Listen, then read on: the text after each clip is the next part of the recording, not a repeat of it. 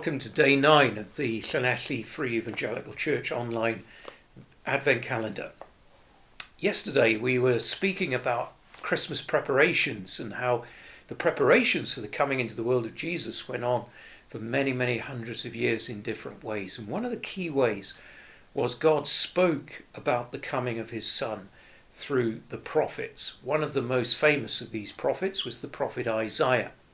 And in the 9th chapter of Isaiah, we read these very familiar words. Every warrior's boot used in battle and every garment rolled in blood will be destined for burning, will be fuel for the fire. For to us a child is born, to us a son is given, and the government will be on his shoulders, and he will be called Wonderful Counselor, Mighty God, Everlasting Father, Prince of Peace. Now those words of Isaiah were written about the coming of Jesus into the world about 700 years or so before he actually came.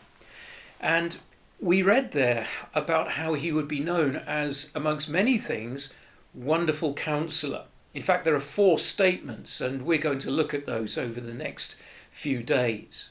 The first of those is Wonderful Counselor, and it has a real 21st century ring to it, doesn't it? Because we live in a culture where counselling is so commonplace and we are so familiar with it. It seems today that almost any major disturbance in life and people feel the need to be offered counselling, and often that is really, really helpful, and some great things can come from that. But what does it mean when the Bible speaks about Jesus being the Wonderful Counselor?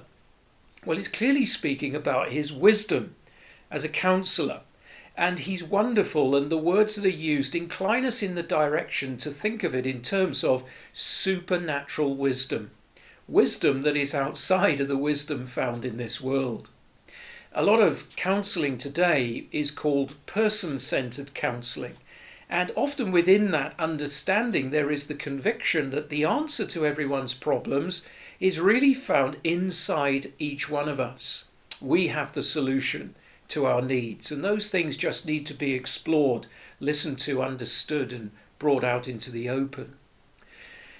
It's a very interesting line of thought, and I know a lot of people who've been helped by it, and genuinely so. But at the end of the day, in the light of everything the Bible has to say to us, it is critically flawed. We are in desperate need of a wisdom that is outside of us. After all, look at the world, look what we've done to it just in the last century with 2 major world wars, many other conflicts, all sorts of expressions of abuse, state oppression, with all the legacy of communism and the things that we see in the world around us. We've not done a great job as human beings, and yet we keep on trying. Jesus comes to us as the wisdom that comes from above, as James calls it. It's godly. It's godly wisdom. And when we listen to Jesus, we hear his wisdom. We hear it in those great sermons that he preaches, the Sermon on the Mount and many of those other occasions. But central to the wisdom that he brings is the diagnosis of us as human beings, that we're in desperate need of being brought back home to God, and that Jesus is the only way to do this. I am the way, the truth, and the life, he declares. No one comes to the Father except through me. And that's why it really is good news when the angels speak to the shepherds at Bethlehem on the night Jesus was born. Do not be afraid. It's good news for all the people. For to you this day in the city of David, one who has been born, who is the Saviour. A Saviour has been born. There is hope for us as human beings. There is hope for you as an individual and for me. But that hope ultimately isn't found in ourselves, but it's found in God. Wonderful Counselor. That's who Jesus is. The wisdom that comes from heaven is heard through the lips of Jesus Christ and central to everything he says. He simply says to you and me, come to me.